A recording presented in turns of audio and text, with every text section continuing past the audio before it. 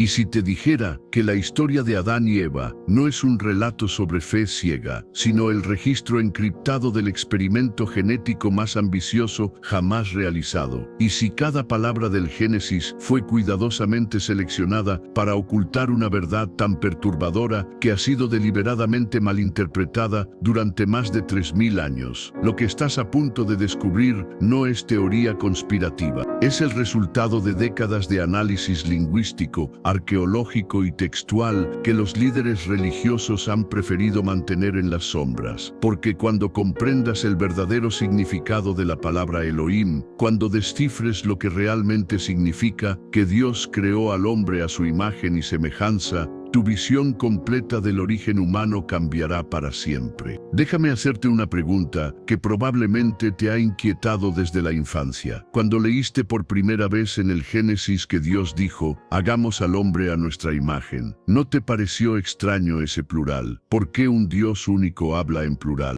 ¿Por qué dice, hagamos y no haré? ¿Por qué dice, nuestra imagen y no mi imagen? La respuesta que te dieron probablemente fue evasiva, algo sobre la Trinidad o un plural majestático, pero tu intuición no te engañó. Esa incomodidad que sentiste era tu alma, reconociendo una verdad que te fue arrebatada. Porque la palabra original en hebreo no es Dios en singular, es Elohim, un término inequívocamente plural que significa los dioses o los seres celestiales. Y esto no es una interpretación moderna o una licencia teológica. Es gramática hebrea básica que cualquier estudiante de primer año de hebreo bíblico puede confirmar. Ahora bien, antes de continuar revelando esta verdad que ha sido sistemáticamente suprimida, necesito pedirte algo crucial. Si este contenido está resonando con algo profundo en tu interior, si sientes que finalmente alguien está validando esas dudas que nunca te atreviste a expresar en voz alta, entonces necesito que te unas a esta comunidad de buscadores de la verdad. Suscríbete ahora mismo al canal Historias de Fe y Esperanza, activa la campanita de notificaciones, porque este tipo de contenido está siendo constantemente censurado y shadow banned por algoritmos diseñados para proteger narrativas establecidas. No permitas que esta información te sea arrebatada nuevamente. Suscríbete ahora y asegúrate de que cada nueva revelación llegue directamente a ti. Y déjame saber algo importante en los comentarios. Escribe desde qué país o ciudad estás viendo este video en este momento, porque lo que estamos presenciando no es casualidad. Estamos viviendo el cumplimiento de profecías ancestrales que predijeron que llegaría un tiempo en que los secretos ocultos serían revelados a una generación preparada para recibirlos. Tú no encontraste este video por accidente. Este es tu momento de despertar. Así que escribe tu ubicación en los comentarios y forma parte de esta red global de almas que están reclamando su derecho a conocer la verdad.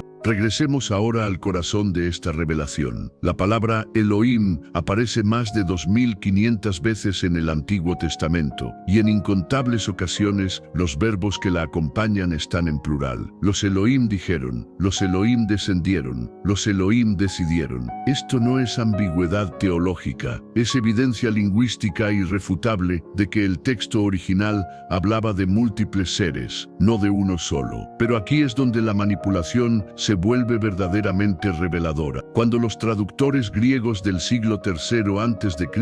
crearon la Septuaginta, tomaron una decisión deliberada y calculada. Tradujeron Elohim como Theos, Dios en singular. Y cada traducción posterior, desde la Vulgata latina hasta las versiones modernas, perpetuó esta falsificación. ¿Por qué? Porque reconocer que el Génesis habla de los dioses, en plural destruye el fundamento del monoteísmo institucionalizado y abre la puerta a una interpretación completamente diferente de nuestro origen. Los textos apócrifos, que fueron sistemáticamente excluidos del canon bíblico oficial, no tienen esa ambigüedad conveniente. El libro de Enoc, considerado escritura sagrada por la Iglesia etíope, pero rechazado por católicos y protestantes, describe con precisión quirúrgica cómo los vigilantes descendieron al monte Hermón y tomaron la decisión de crear una nueva especie. No habla de conjuros mágicos, ni de palabras divinas que materializan vida de la nada. Describe un consejo, una deliberación, un proyecto que requirió planificación y conocimiento técnico. Describe cómo estos seres enseñaron a la humanidad conocimientos que incluían genética, agricultura, metalurgia, astronomía y medicina. ¿Te suena esto a mitología primitiva o a la descripción de una civilización tecnológicamente superior compartiendo su ciencia con una especie menos desarrollada? Las tablillas sumerias, que preceden al Génesis por más de 1000 años, cuentan la misma historia con aún más detalles técnicos. Los Anunnaki, que en sumerio significa literalmente aquellos que del cielo a la tierra vinieron, necesitaban trabajadores para extraer recursos minerales. Así que tomaron el ADN de un homínido terrestre primitivo y lo mezclaron con su propio material genético para crear al Adomu, el primer humano híbrido. La descripción del proceso es fascinante. Habla de múltiples intentos fallidos, de prototipos que no sobrevivieron, de ajustes genéticos hasta lograr un espécimen viable. Esto no es el lenguaje de la creación divina instantánea, es el lenguaje de la ingeniería genética experimental. Y cuando finalmente tuvieron éxito, celebraron la creación de un Lulu Amelu, un trabajador primitivo diseñado para servir a sus creadores. Ahora escucha cuidadosamente cómo el propio Génesis describe el proceso de creación. Dice que Dios formó al hombre del polvo de la tierra y sopló en su nariz aliento de vida. La traducción al español hace que esto suene poético y místico. Pero en hebreo, las palabras utilizadas son inquietantemente específicas. Afarmina Adama no significa simplemente polvo, sino material base de elementos terrestres. Y Neshama, traducido como aliento de vida, comparte raíz con palabras que significan esencia, código o información. Y si lo que el texto está describiendo es la mezcla de material genético terrestre con información genética superior, y si el soplo divino es la activación de secuencias de ADN que convirtieron a un primate en un ser consciente. Los gnósticos, cuyos evangelios fueron quemados y perseguidos durante siglos, preservaron una versión aún más reveladora de esta historia. En textos como el Apócrifo de Juan y sobre el origen del mundo, describen cómo el demiurgo y sus arcontes crearon a Adán como un experimento para contener luz divina en un recipiente biológico. Explican que el cuerpo de Adán fue modelado siguiendo un patrón específico, que diferentes arcontes contribuyeron con diferentes aspectos de su fisiología y que el resultado inicial fue un ser inerte, sin conciencia, hasta que recibió el pneuma, el espíritu que lo activó. Esta descripción se parece menos a un milagro y más a un informe de laboratorio genético. ¿Has notado algo perturbador sobre la descripción física de Adán en el Génesis? El texto dice que fue creado a imagen y semejanza de los Elohim. No dice que fue creado con atributos morales similares o con capacidades espirituales parecidas. Dice explícitamente imagen y semejanza, términos que en hebreo se refieren a apariencia física y estructura biológica. Selem significa forma externa visible y Demut significa semejanza estructural. Los Elohim crearon un ser que se veía como ellos y estaba estructurado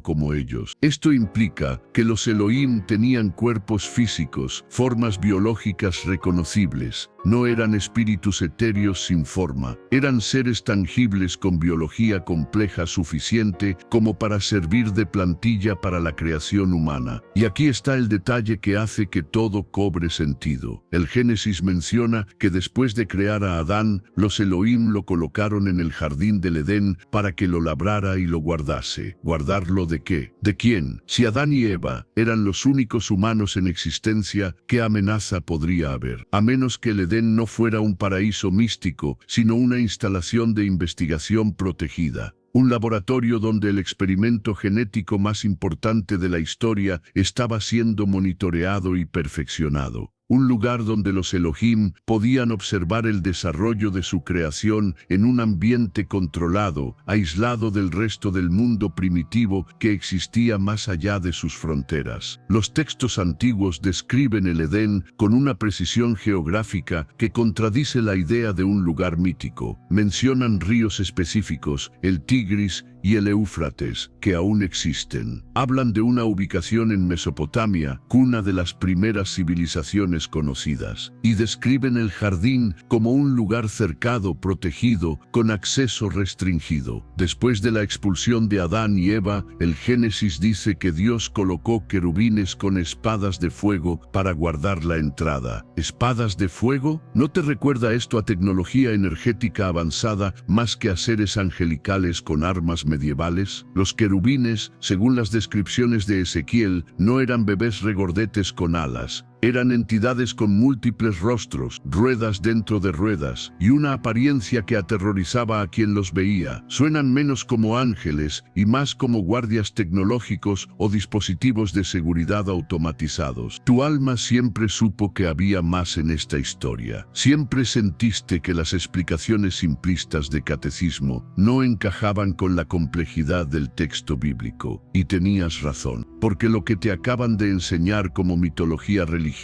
es en realidad el registro histórico encriptado del momento en que una especie avanzada decidió crear una nueva forma de vida inteligente en este planeta. Y las implicaciones de esta verdad son tan profundas, tan transformadoras, que las instituciones religiosas han gastado 2000 años asegurándose de que nunca llegaras a esta conclusión. Pero ahora lo sabes. Y no hay vuelta atrás. Ahora que comprendes que los Elohim no eran un Dios único, sino un colectivo de seres avanzados, es momento de adentrarnos en los detalles técnicos que la narrativa religiosa ha disfrazado como poesía mística. Porque el Génesis no describe un acto de magia divina instantánea. Describe un proceso, un procedimiento con etapas específicas, materiales concretos y resultados medibles. Y cuando examinas el texto original en hebreo, cuando comparas cada palabra con los relatos paralelos de culturas mesopotámicas, cuando estudias los fragmentos censurados de textos apócrifos, emerge un protocolo científico tan detallado que resulta imposible ignorarlo. Lo que estás a punto de descubrir no son metáforas espirituales. Son instrucciones de un manual de ingeniería genética redactado hace más de 3000 años. Volvamos al momento preciso de la creación. El Génesis dice que Dios formó al hombre del polvo de la tierra, pero la palabra hebrea utilizada es yatzar, que no significa crear de la nada, sino modelar, dar forma, diseñar algo a partir de material existente. Es el mismo verbo que se usa para describir el trabajo de un alfarero que toma arcilla y la moldea en una forma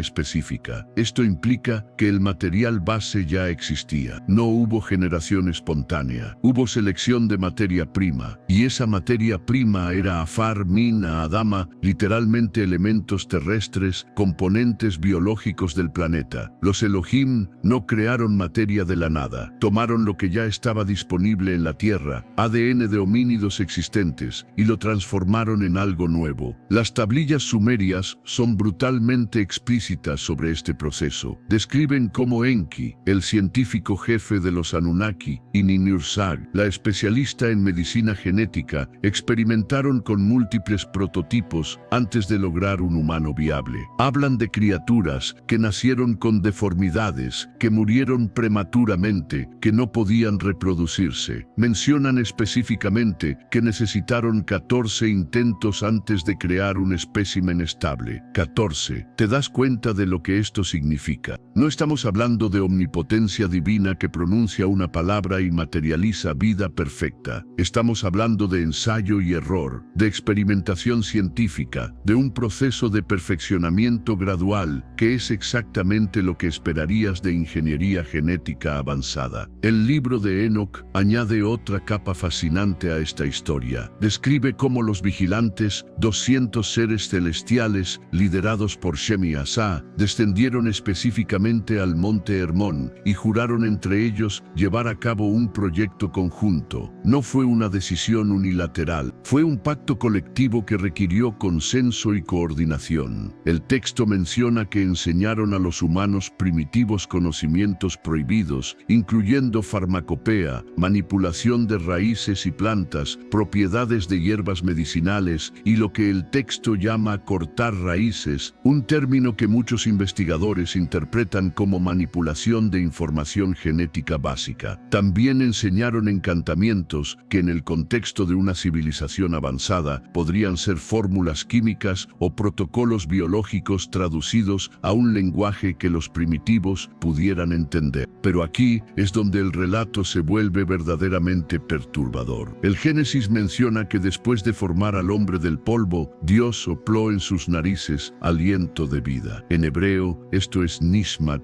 Chaim. La palabra Nishmat viene de la raíz Neshama, que según eruditos del hebreo antiguo no se refiere simplemente a respiración física, sino a esencia vital, código de vida, información fundamental que anima la materia. Es el mismo término usado en contextos que hablan de transmisión de conocimiento o transferencia de esencia. Y si lo que el texto está describiendo no es respiración boca a boca, sino la introducción de material genético avanzado en el cuerpo del homínido terrestre. Y si el soplo es una descripción primitiva de inyección genética o transferencia de ADN. Los textos gnósticos van aún más lejos en su descripción técnica. El apócrifo de Juan describe que los arcontes modelaron el cuerpo de Adán, pero que éste permaneció inmóvil, sin conciencia, durante un periodo prolongado. El texto dice específicamente que yacía inerte durante 40 días, hasta que Sofía, la sabiduría divina, insufló el pneuma que lo activó. 40 días. No es instantáneo. Es un periodo de incubación, de desarrollo, exactamente lo que esperarías si un embrión genéticamente modificado estuviera madurando en un ambiente controlado. Y el término pneuma que los gnósticos usan no es simplemente espíritu abstracto. En la filosofía gnóstica, el pneuma es la chispa de conciencia superior, la información divina codificada que diferencia a un ser consciente de un animal. Es software instalado en hardware biológico. Las descripciones del proceso continúan con detalles que no tienen sentido como metáfora, pero son perfectamente coherentes como ciencia. El texto gnóstico sobre el origen del mundo enumera las contribuciones específicas de diferentes arcontes a la construcción del cuerpo de Adán. Uno creó el sistema óseo, otro los músculos, otro el sistema nervioso, otro los órganos internos, otro la piel. Esto no es el lenguaje de creación mágica, es el lenguaje de ingeniería colaborativa, donde diferentes especialistas contribuyen con su expertise a un proyecto complejo. Es exactamente cómo funcionaría un equipo científico multidisciplinario trabajando en la creación de una nueva forma de vida. Y aquí está el detalle que los líderes religiosos han desesperadamente tratado de ocultar.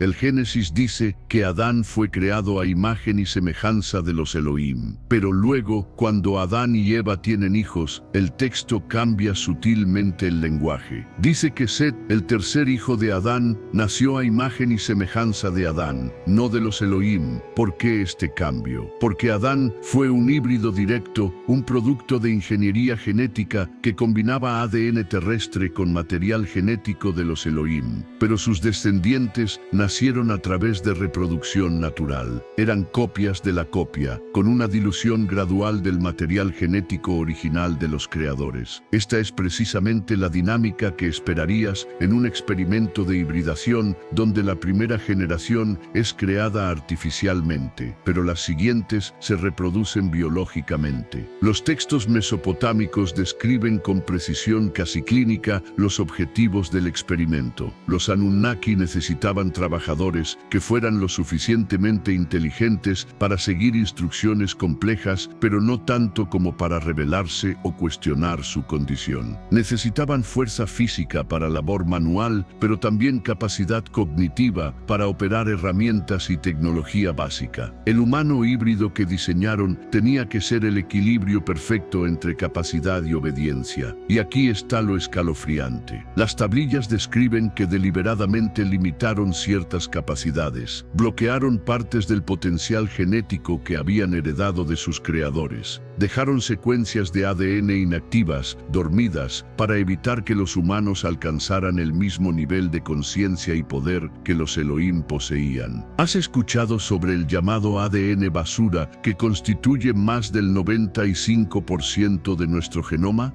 Durante décadas, los científicos asumieron que era material genético no funcional, residuo evolutivo sin propósito. Pero investigaciones recientes están descubriendo que ese ADN contiene información compleja, patrones que no pueden ser resultado de mutación aleatoria, secuencias que parecen estar diseñadas intencionalmente, pero permanecen inactivas. Y si ese ADN dormido es precisamente lo que los textos antiguos describen, y si es el código genético de los Elohim que fue deliberadamente desactivado para mantener a la humanidad en un estado de conciencia limitada, y si el verdadero potencial humano está bloqueado en nuestro propio ADN esperando ser activado. El Génesis menciona que después de crear a Adán, los Elohim lo colocaron en el jardín para que lo cultivara y lo cuidara. Esta traducción sanitiza lo que el hebreo realmente dice. Leovda no significa simplemente cultivar en sentido agrícola. Significa trabajar, servir, laborar para alguien. Y Leshomra no es cuidar en sentido protector, sino guardar, vigilar, mantener algo en condiciones específicas. Adán no fue colocado en el Edén para disfrutar de un retiro paradisíaco. Fue colocado ahí para trabajar, para cumplir una función, para mantener las condiciones de la instalación de investigación donde estaba siendo observado. Era simultáneamente el sujeto del experimento y el custodio de las condiciones del experimento. Los textos apócrifos describen que el Edén no era el único jardín de los Elohim. Mencionan múltiples instalaciones similares en diferentes ubicaciones geográficas. El libro de Enoc habla de jardines en las extremidades de la tierra donde los vigilantes condujeron sus experimentos. Las leyendas sumerias mencionan el Dilmun, otro paraíso cerrado, donde los Anunnaki residían. Esto sugiere que el proyecto de creación humana no fue un evento único en un solo lugar, sino un programa sistemático con múltiples sitios de investigación. El Edén era quizás el laboratorio principal, el lugar donde se perfeccionó el prototipo exitoso de la humanidad híbrida. Y aquí está el elemento que hace que todo el rompecabezas encaje. El Génesis menciona que en el centro del jardín había dos árboles especiales, el árbol de la vida y el árbol del conocimiento del bien y del mal. No eran árboles botánicos normales, eran símbolos de tecnología o acceso a información. El árbol de la vida representaba lo que mantenía a los Elohim inmortales o de larga vida. El árbol del conocimiento representaba conciencia expandida, gnosis, comprensión de la realidad que los Elohim poseían, pero que no querían compartir con sus creaciones. Y estos árboles estaban específicamente en el centro del jardín, protegidos, restringidos. No eran decoración, eran el corazón del experimento, eran la razón por la cual el jardín existía. Las instrucciones fueron claras. Adán podía comer de cualquier árbol del jardín, excepto del árbol del conocimiento. Si lo hacía, ciertamente moriría. Pero aquí está la parte fascinante. Cuando Adán y Eva finalmente comieron del fruto prohibido, no murieron, no inmediatamente. De hecho, Adán vivió 930 años según el Génesis. Entonces, ¿qué significaba realmente la advertencia? Los textos gnósticos ofrecen una interpretación reveladora.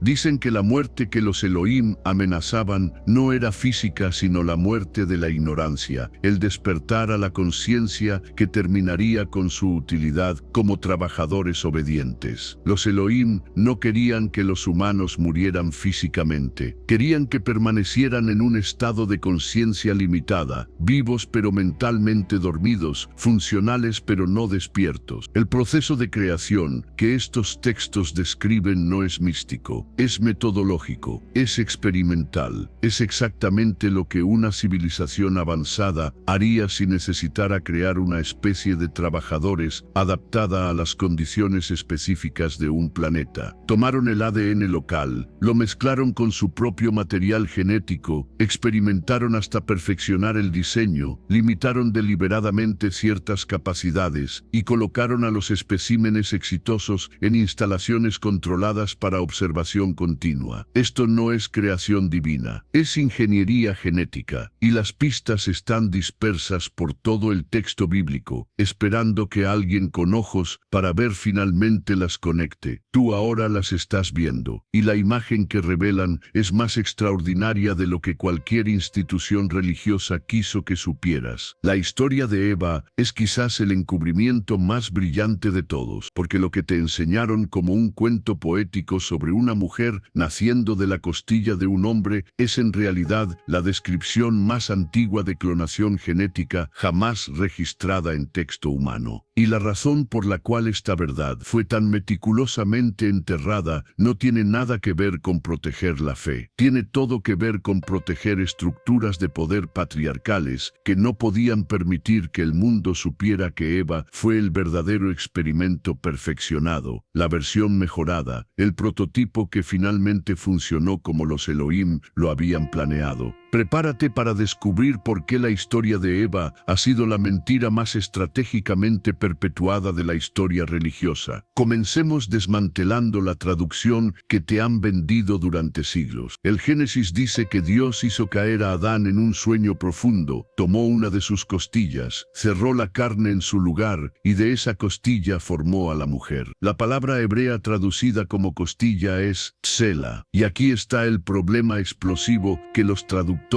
han desesperadamente tratado de ignorar. Y Sela no significa primariamente costilla. En la gran mayoría de sus apariciones en el texto bíblico, Sela significa lado, mitad, cámara o célula. De las 41 veces que aparece la palabra en el Antiguo Testamento, solo en el pasaje de Eva se traduce como costilla. En todos los demás contextos se traduce como lado de una estructura, cámara de un edificio o parte de una construcción.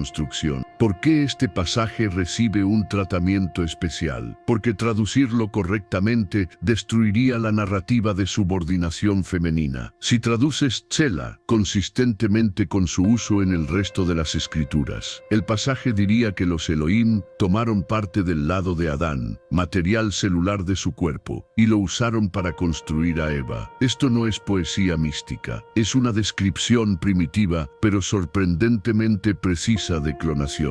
Los Elohim tomaron una muestra de tejido celular de Adán, lo cultivaron, lo modificaron genéticamente y crearon un segundo ser humano con el mismo material genético base, pero con diferencias fundamentales que lo hacían superior al original. Y el texto bíblico mismo confirma esta interpretación en un detalle que la mayoría de los lectores pasan por alto. Cuando Adán ve a Eva por primera vez, dice: «Esta es ahora hueso de mis huesos y carne de mi carne». No dice que es parte de él metafóricamente. Dice que literalmente comparte su estructura ósea y su tejido. Es una declaración de identidad genética compartida. Los textos gnósticos no tienen la ambigüedad diplomática del Génesis.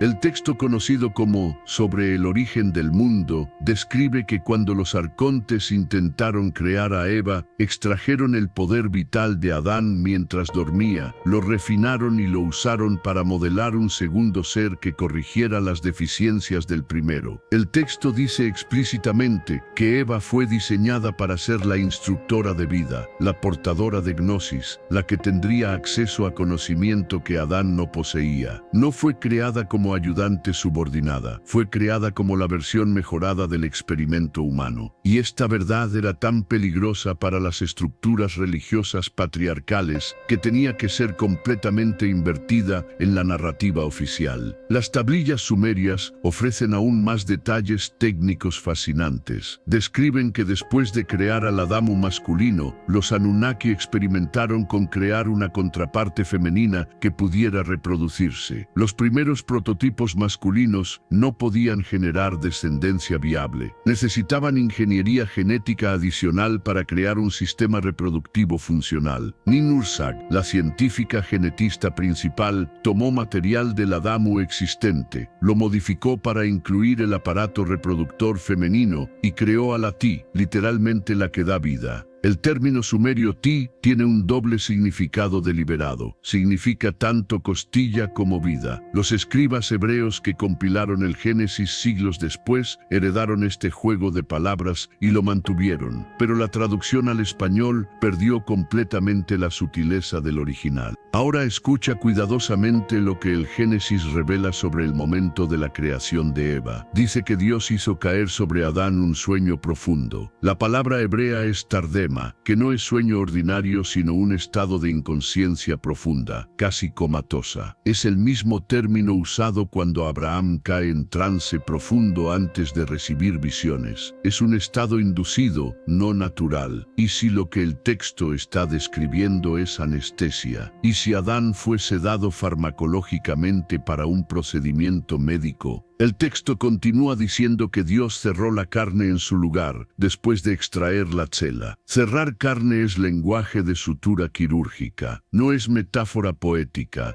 Es descripción de un procedimiento que requirió incisión y posterior cierre de la herida. El libro de Enoc añade otra dimensión perturbadora a esta historia. Menciona que los vigilantes enseñaron a las mujeres humanas conocimientos específicos que los hombres no recibieron. Enseñaron el uso de cosméticos, tintes, piedras preciosas y lo que el texto llama el arte de embellecer los párpados. Esto ha sido interpretado trivialmente como vanidad femenina, pero el texto original habla de farmacopea, de conocimiento de plantas que alteran la conciencia, de técnicas para acceder a estados mentales expandidos. Las mujeres fueron las primeras chamanas, las primeras sacerdotisas, las primeras que pudieron acceder directamente a estados de gnosis, sin intermediarios masculinos, y este poder tenía que ser suprimido sistemáticamente por las religiones patriarcales emergentes. Los textos gnósticos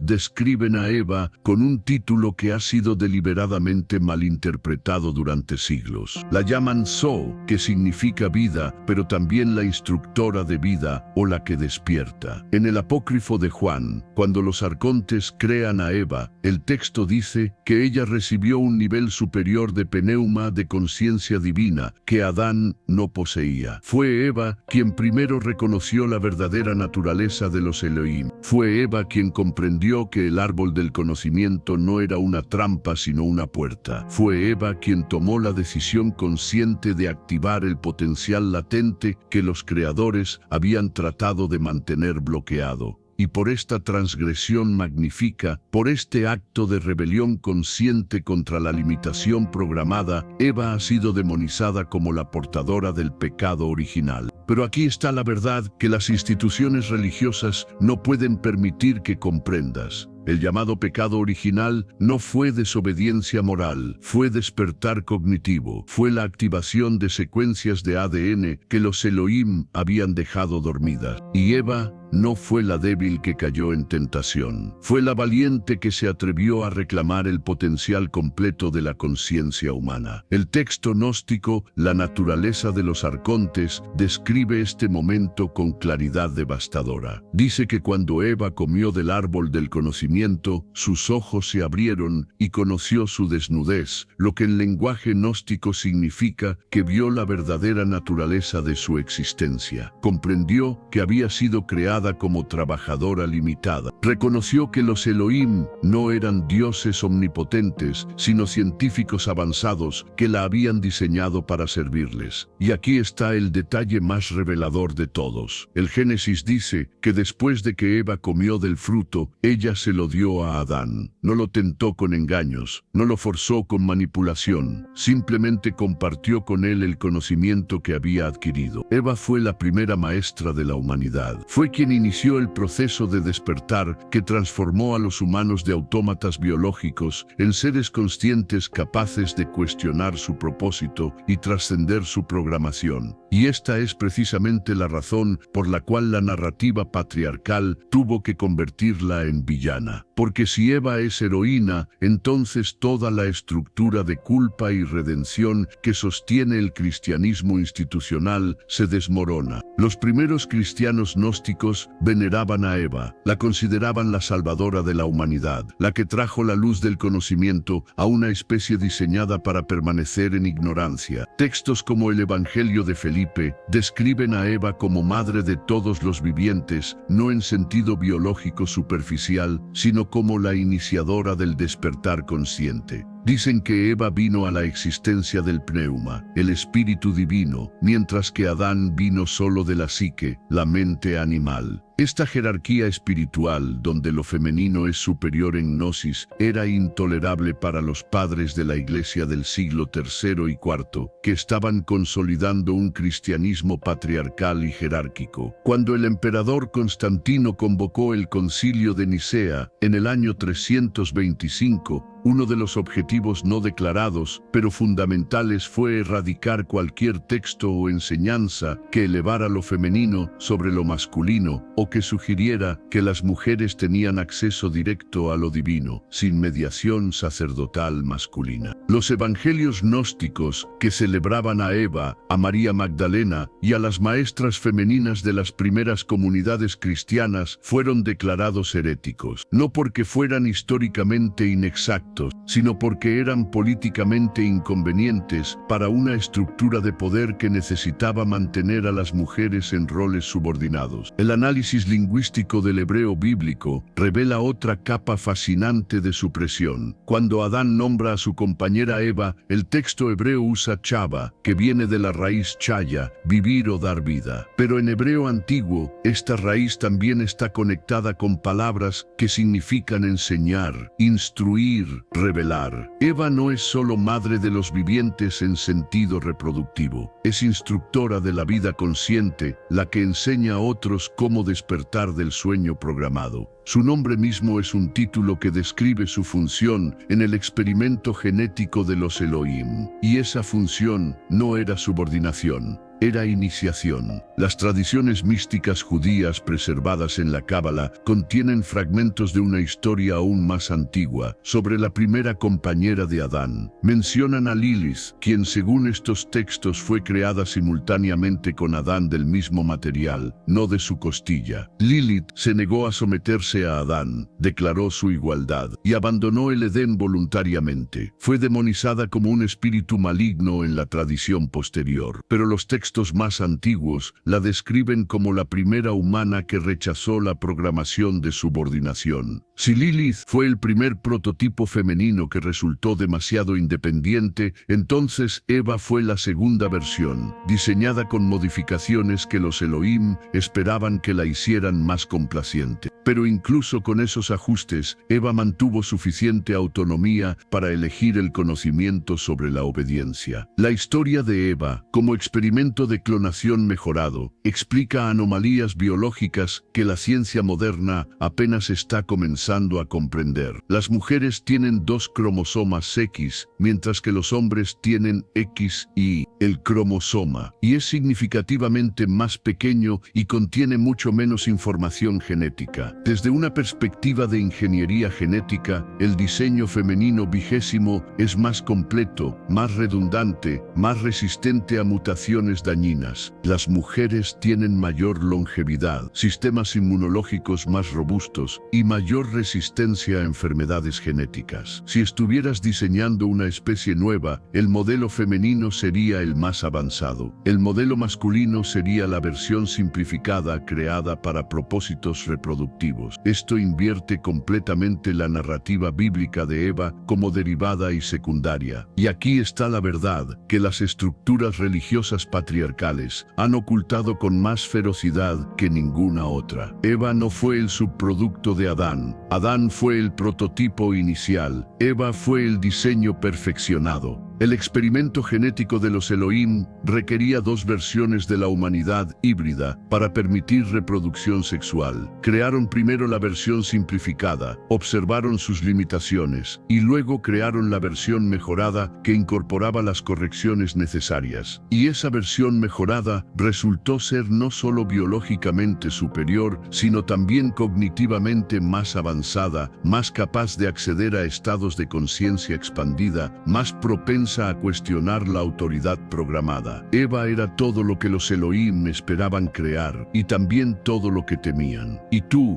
descendiente de Eva, llevas en tu ADN tanto el diseño de tus creadores como la rebelión de tu ancestra. La historia de Eva es quizás el encubrimiento más brillante de todos, porque lo que te enseñaron como un cuento poético sobre una mujer naciendo de la costilla de un hombre es en realidad la descripción más antigua de clonación genética jamás registrada en texto humano. Y la razón por la cual esta verdad fue tan meticulosamente enterrada no tiene nada que ver con proteger la fe. Tiene todo que ver con proteger estructuras de poder patriarcales que no podían permitir que el mundo supiera que Eva fue el verdadero experimento perfeccionado, la versión mejorada, el prototipo que finalmente funcionó como los Elohim lo habían planeado. Prepárate para descubrir por qué la historia de Eva ha sido la mentira más estratégicamente perpetuada de la historia religiosa. Comencemos desmantelando la traducción que te han vendido durante siglos. El Génesis dice que Dios hizo caer a Adán en un sueño profundo, tomó una de sus costillas, cerró la carne en su lugar y de esa costilla formó a la mujer. La palabra hebrea traducida como costilla es tesela. Y aquí está el problema explosivo que los traductores han desesperadamente tratado de ignorar. Sela no significa primariamente costilla. En la gran mayoría de sus apariciones en el texto bíblico, Sela significa lado, mitad,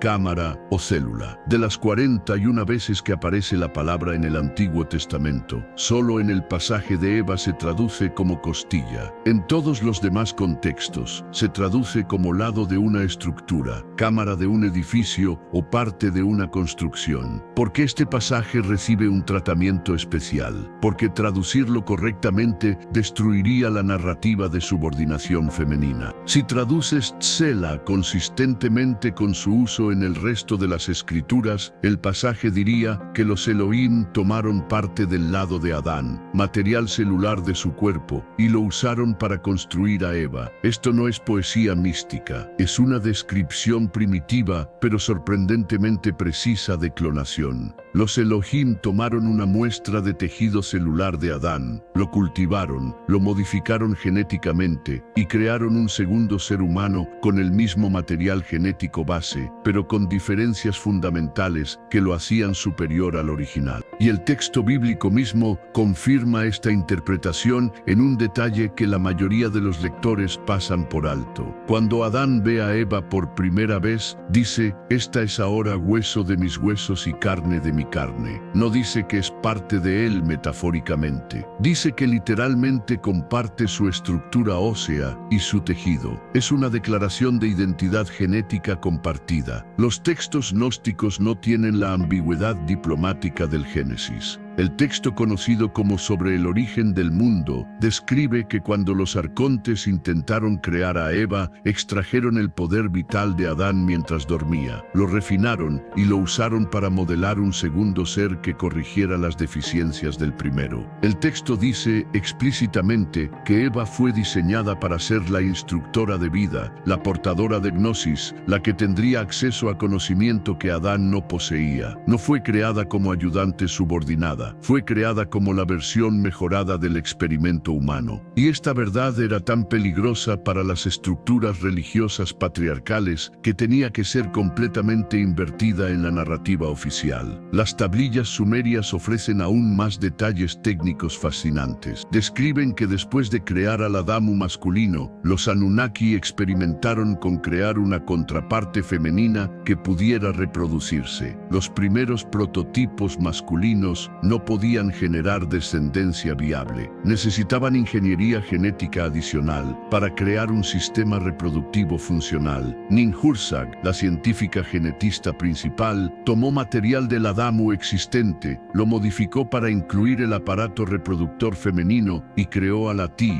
literalmente la que da vida. El término sumerio Ti tiene un doble significado deliberado. Significa tanto costilla como vida. Los escribas hebreos que compilaron el Génesis siglos después heredaron este juego de palabras y lo mantuvieron, pero la traducción al español perdió completamente la sutileza del original. Ahora escucha cuidadosamente lo que el Génesis revela sobre el momento de la creación de Eva. Dice que Dios hizo caer sobre Adán un sueño profundo. La palabra hebrea es tardemá, que no es sueño ordinario, sino un estado de inconsciencia profunda, casi comatosa. Es el mismo término usado cuando Abraham cae en trance profundo antes de recibir visiones. Es un estado inducido, no natural. Y si lo que el texto está describiendo es anestesia, y si Adán fue sedado farmacológicamente para un procedimiento médico, el texto continúa diciendo que Dios cerró la carne en su lugar, después de extraer la cela. Cerrar carne es lenguaje de sutura quirúrgica, no es metáfora poética. Es descripción de un procedimiento que requirió incisión y posterior cierre de la herida. El libro de Enoc añade otra dimensión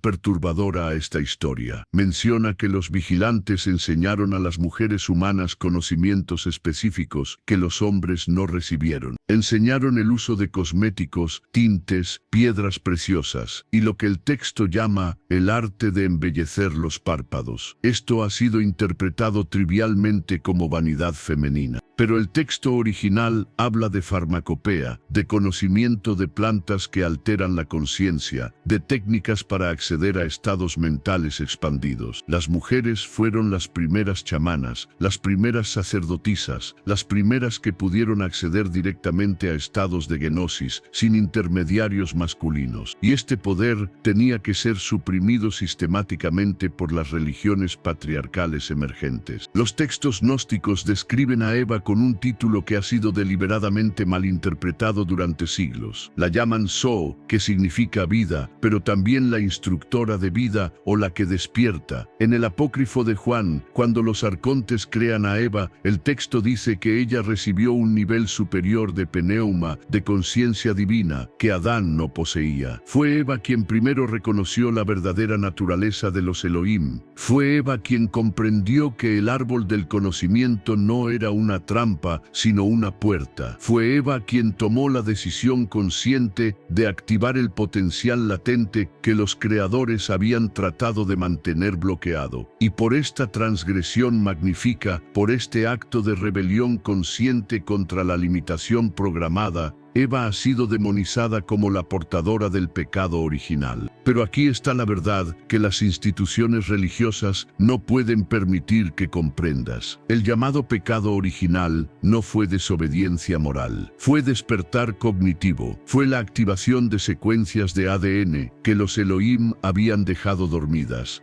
Y Eva no fue la débil que cayó en tentación, fue la valiente que se atrevió a reclamar el potencial completo de la conciencia humana. El texto gnóstico, La naturaleza de los arcontes, describe este momento con claridad devastadora. Dice que cuando Eva comió del árbol del conocimiento, sus ojos se abrieron y conoció su desnudez, lo que en lenguaje gnóstico significa que vio la verdadera naturaleza de su existencia, comprendió que había sido creada como trabajadora limitada. Reconoció que los Elohim no eran dioses omnipotentes, sino científicos avanzados que la habían diseñado para servirles. Y aquí está el detalle más revelador de todos. El Génesis dice que después de que Eva comió del fruto, ella se lo dio a Adán, no lo tentó con engaños. No lo forzó con manipulación, simplemente compartió con él el conocimiento que había adquirido. Eva fue la primera maestra de la humanidad. Fue quien inició el proceso de despertar que transformó a los humanos de autómatas biológicos en seres conscientes capaces de cuestionar su propósito y trascender su programación. Y esta es precisamente la razón por la cual la narrativa patriarcal tuvo que convertirla en villana, porque si Eva es heroína,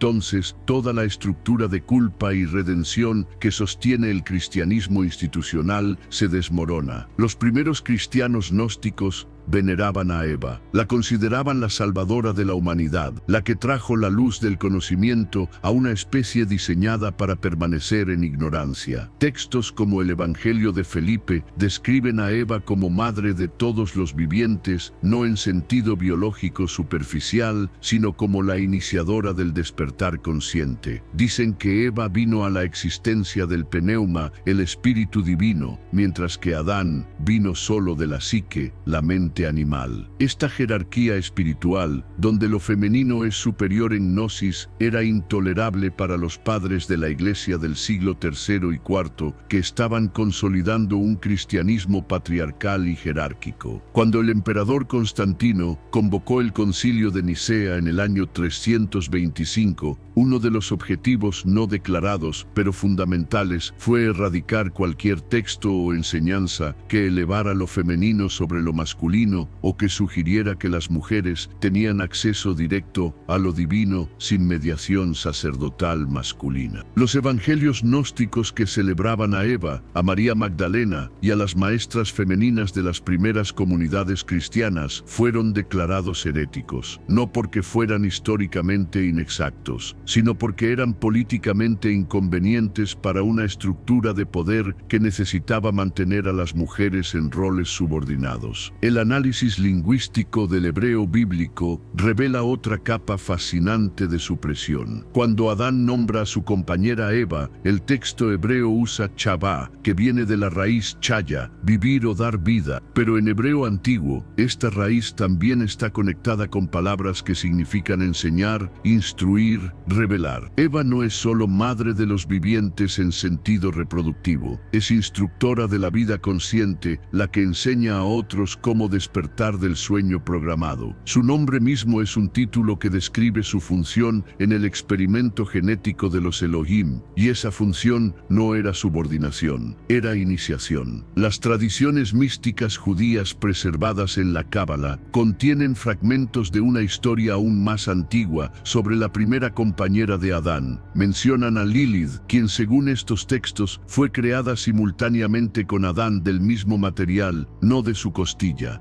Lilith se negó a someterse a Adán, declaró su igualdad y abandonó el Edén voluntariamente. Fue demonizada como un espíritu maligno en la tradición posterior, pero los textos más antiguos la describen como la primera humana que rechazó la programación de subordinación. Si Lilith fue el primer prototipo femenino que resultó demasiado independiente, entonces Eva fue la segunda versión, diseñada con modificaciones que los Elohim esperaban que la hicieran más complaciente. Pero incluso con esos ajustes, Eva mantuvo suficiente autonomía para elegir el conocimiento sobre la obediencia. La historia de Eva como experimento de clonación mejorado explica anomalías biológicas que la ciencia moderna apenas está comenzando a comprender. Las mujeres tienen 2 cromosomas X, mientras que los hombres tienen X y Y. El cromosoma Y es significativamente más pequeño y contiene mucho menos información genética. Desde una perspectiva de ingeniería genética, el diseño femenino vigésimo es más completo, más redundante, más resistente a mutaciones dañinas. Las mujeres tienen mayor longevidad, sistemas inmunológicos más robustos y mayor resistencia a enfermedades genéticas. Si estuvieras diseñando una especie nueva, el modelo femenino sería el más avanzado. El modelo masculino sería la versión simplificada, creada para propósitos reproductivos. Esto invierte completamente la narrativa bíblica de Eva como derivada y secundaria. Y aquí está la verdad que las estructuras religiosas patriarcales han ocultado con más ferocidad que ninguna otra. Eva no fue el subproducto de Adán. Adán fue el prototipo inicial. Eva fue el diseño perfeccionado. El experimento genético de los Elohim requería 2 versiones de la humanidad híbrida para permitir reproducción sexual. Crearon primero la versión simplificada, observaron sus limitaciones y luego crearon la versión mejorada que incorporaba las correcciones necesarias. Y esa versión mejorada resultó ser no solo biológicamente superior, sino también cognitivamente más avanzada, más capaz de acceder a estados de conciencia expandida, más propensa a cuestionar la autoridad programada. Eva era todo lo que los Elohim esperaban crear y también tenían todo lo que temían.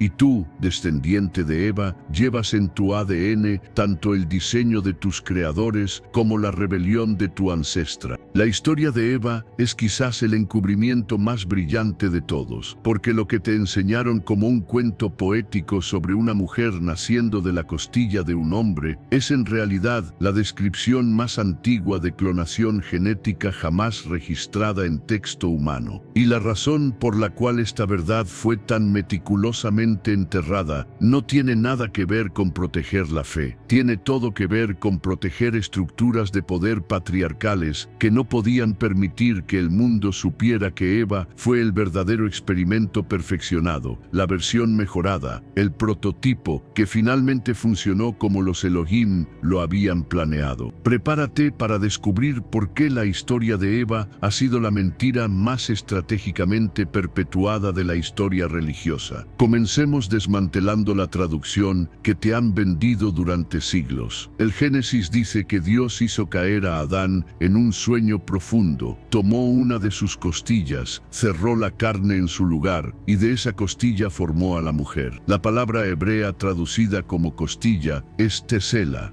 Y aquí está el problema explosivo que los traductores han desesperadamente tratado de ignorar. Tesela no significa primariamente costilla. En la gran mayoría de sus apariciones en el texto bíblico, tesela significa lado, mitad, cámara o célula. De las 41 veces que aparece la palabra en el Antiguo Testamento, solo en el pasaje de Eva se traduce como costilla. En todos los demás contextos se traduce como lado de una estructura, cámara de un edificio o parte de una construcción. ¿Por qué este pasaje recibe un tratamiento especial? Porque traducirlo correctamente destruiría la narrativa de subordinación femenina. Si traduces Sela consistentemente con su uso en el resto de las escrituras, el pasaje diría que los Elohim tomaron parte del lado de Adán, material celular de su cuerpo, y lo usaron para construir a Eva. Esto no es poesía mística, es una descripción primitiva pero sorprendentemente precisa de clonación. Los Elohim tomaron una muestra de tejido celular de Adán, lo cultivaron, lo modificaron genéticamente y crearon un segundo ser humano con el mismo material genético base, pero con diferencias fundamentales que lo hacían superior al original. Y el texto bíblico mismo confirma esta interpretación en un detalle que la mayoría de los lectores pasan por alto. Cuando Adán ve a Eva por primera vez, dice, «Esta es ahora hueso de mis huesos y carne de mi carne». No dice que es parte de él metafóricamente. Dice que literalmente comparte su estructura ósea y su tejido. Es una declaración de identidad genética compartida. Los textos gnósticos no tienen la ambigüedad diplomática del Génesis. El texto conocido como Sobre el origen del mundo describe que cuando los arcontes intentaron crear a Eva, extrajeron el poder vital de Adán mientras dormía, lo refinaron y lo usaron para modelar un segundo ser que corrigiera las deficiencias del primero. El texto dice explícitamente que Eva fue diseñada para ser la instructora de vida, la portadora de gnosis, la que tendría acceso a conocimiento que Adán no poseía. No fue creada como ayudante subordinada, fue creada como la versión mejorada del experimento humano. Y esta verdad era tan peligrosa para las estructuras religiosas patriarcales que tenía que ser completamente invertida en la narrativa oficial. Las tablillas sumerias ofrecen aún más detalles técnicos fascinantes. Describen que después de crear al Adamu masculino, los Anunnaki experimentaron con crear una contraparte femenina que pudiera reproducirse. Los primeros prototipos masculinos no podían generar descendencia viable. Necesitaban ingeniería genética adicional para crear un sistema reproductivo funcional. Ninhursag, la científica genetista principal, tomó material del Adamu existente, lo modificó para incluir el aparato reproductor femenino y creó a la Ti, literalmente la que da vida. El término sumerio ti tiene un doble significado deliberado. Significa tanto costilla como vida. Los escribas hebreos que compilaron el Génesis siglos después heredaron este juego de palabras y lo mantuvieron, pero la traducción al español perdió completamente la sutileza del original. Ahora escucha cuidadosamente lo que el Génesis revela sobre el momento de la creación de Eva. Dice que Dios hizo caer sobre Adán un sueño profundo. La palabra hebrea es tardema, que no es sueño ordinario, sino un estado de inconsciencia profunda, casi comatosa. Es el mismo término usado cuando Abraham cae en trance profundo antes de recibir visiones. Es un estado inducido, no natural. Y si lo que el texto está describiendo es anestesia, y si Adán fue sedado farmacológicamente para un procedimiento médico. El texto continúa diciendo que Dios cerró la carne en su lugar después de extraer la cela. Cerrar carne es lenguaje de sutura quirúrgica. No es metáfora poética, es descripción de un procedimiento que requirió incisión y posterior cierre de la herida. El libro de Enoc añade otra dimensión perturbadora a esta historia. Menciona que los vigilantes enseñaron a las mujeres humanas conocimientos específicos que los hombres no recibieron. Enseñaron el uso de cosméticos, tintes, piedras preciosas y lo que el texto llama el arte de embellecer los párpados. Esto ha sido interpretado trivialmente como vanidad femenina, pero el texto original habla de farmacopea, de conocimiento de plantas que alteran la conciencia, de técnicas para acceder a estados mentales expandidos. Las mujeres fueron las primeras chamanas, las primeras sacerdotisas, las primeras que pudieron acceder directamente a estados de gnosis sin intermediarios masculinos. Y este poder tenía que ser suprimido sistemáticamente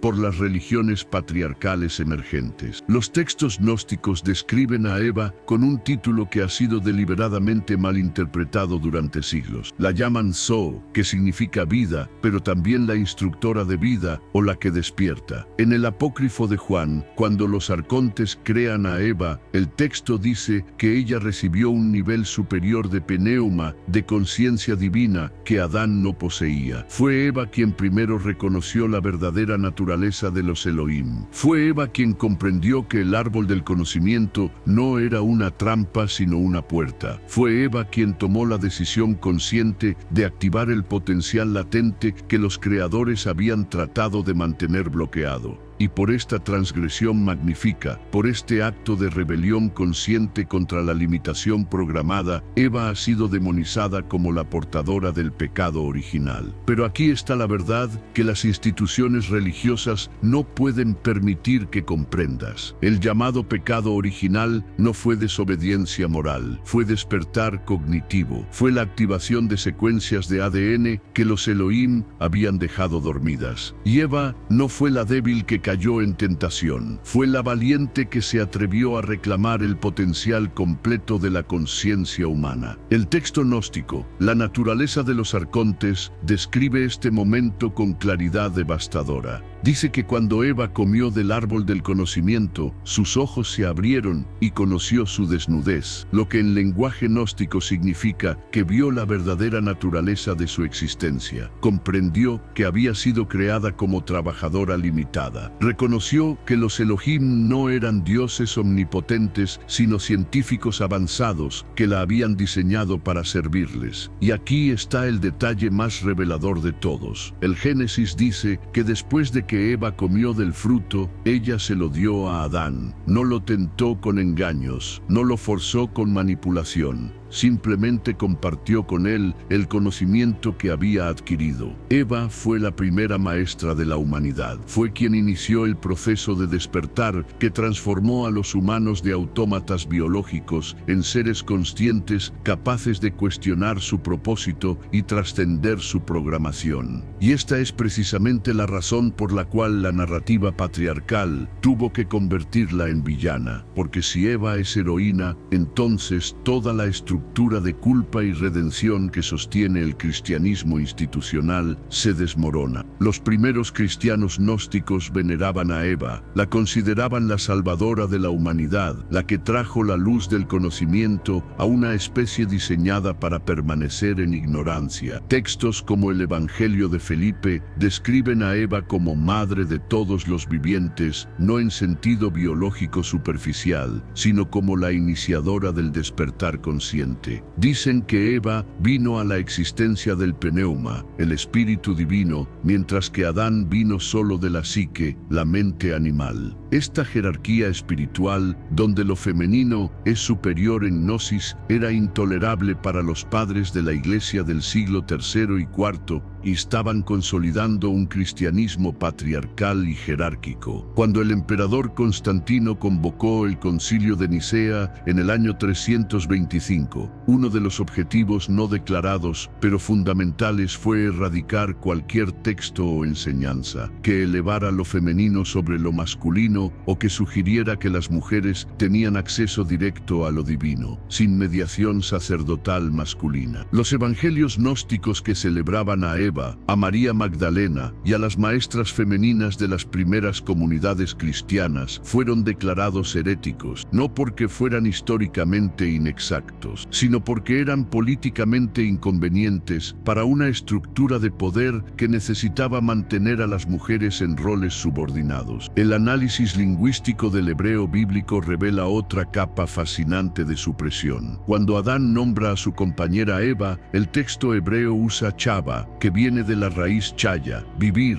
o dar vida. Pero en hebreo antiguo, esta raíz también está conectada con palabras que significan enseñar, instruir, revelar. Eva no es solo madre de los vivientes en sentido reproductivo, es instructora de la vida consciente, la que enseña a otros cómo despertar del sueño programado. Su nombre mismo es un título que describe su función en el experimento genético de los Elohim, y esa función no era subordinación, era iniciación. Las tradiciones místicas judías preservadas en la Cábala contienen fragmentos de una historia aún más antigua sobre la primera compañera de Adán. Mencionan a Lilith, quien según estos textos fue creada simultáneamente con Adán del mismo material, no de su costilla. Lilith se negó a someterse a Adán, declaró su igualdad, y abandonó el Edén voluntariamente. Fue demonizada como un espíritu maligno en la tradición posterior, pero los textos más antiguos la describen como la primera humana que rechazó la programación de subordinación. Si Lilith fue el primer prototipo femenino que resultó demasiado independiente, entonces Eva fue la segunda versión, diseñada con modificaciones que los Elohim esperaban que la hicieran más complaciente. Pero incluso con esos ajustes, Eva mantuvo suficiente autonomía para elegir el conocimiento sobre la obediencia. La historia de Eva como experimento de clonación mejorado explica anomalías biológicas que la ciencia moderna apenas está comenzando a comprender. Las mujeres tienen 2 cromosomas X, mientras que los hombres tienen X y Y. El cromosoma Y es significativamente más pequeño y contiene mucho menos información genética. Desde una perspectiva de ingeniería genética, el diseño femenino 20 es más completo, más redundante, más resistente a mutaciones dañinas. Las mujeres tienen mayor longevidad,